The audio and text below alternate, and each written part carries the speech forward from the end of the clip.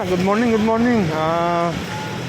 Saturday, August 29, 10 a.m. mga kauban. Dito tayo sa Balagas Public Market.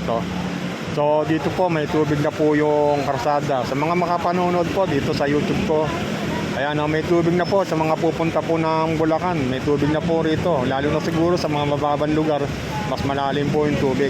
So kanina pa ho mga 6 or 7, wala pa ho yung tubig na to mga kauban. So napakabilis na ang pangyayari. Mulan lang napakalakas. Ito na nga po, napakalalim na po ng tubig dito sa Balagas Public Market. Kung mapapansin nyo po yung pedestrian, halos 2 guhit na lang sa gitna ang walang tubig. Ayun, halos hindi na po makita yung guhit mga kauban. So dito diretso pa naman ang biyahe mga kauban.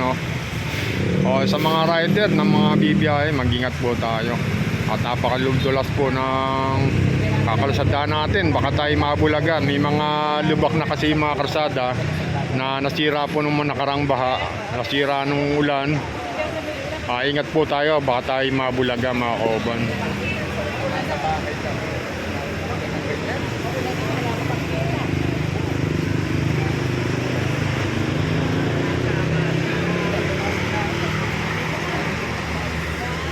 Yun, halos palalim pa po yung tubig mga kauban. Pag hindi tumigil po yung ulan na to, nagpatuloy po yung ulan to maghapon, maaaring tumaas pa po yung tubig.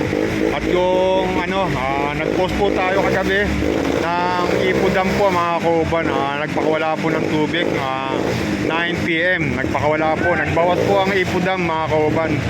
So yun, sabi nga nakasama ko, diretso naman daw po ng Angat yun. Medyo makukontrol pa pagdating sa may Angat River, Angat Dam mga kauban. So yun, in-advisory ko rin at yun galing din po sa Ipo Dam Management na magpapakawala sila kagabi ng tubig sa kanilang dam mga kauban. So ito po yung sitwasyon dito sa harap ng public market Balagtas. So yun,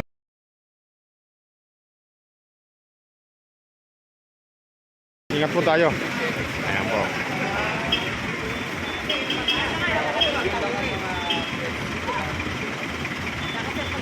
So ayun si Sir, shout out si Sir.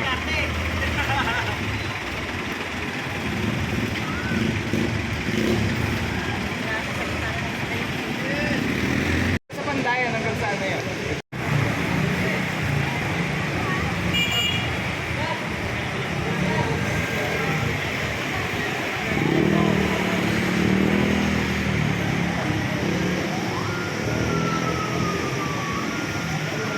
Yun, duktong ko lang po sa video ko yung kanto po ng Barmat. Ayan po, malalim na po yung tubig, halos gatuhod na po mga kauban. Lalo na po siguro sa may parting dulo niyan, halos bewang na siguro. Lalim po ng tubig.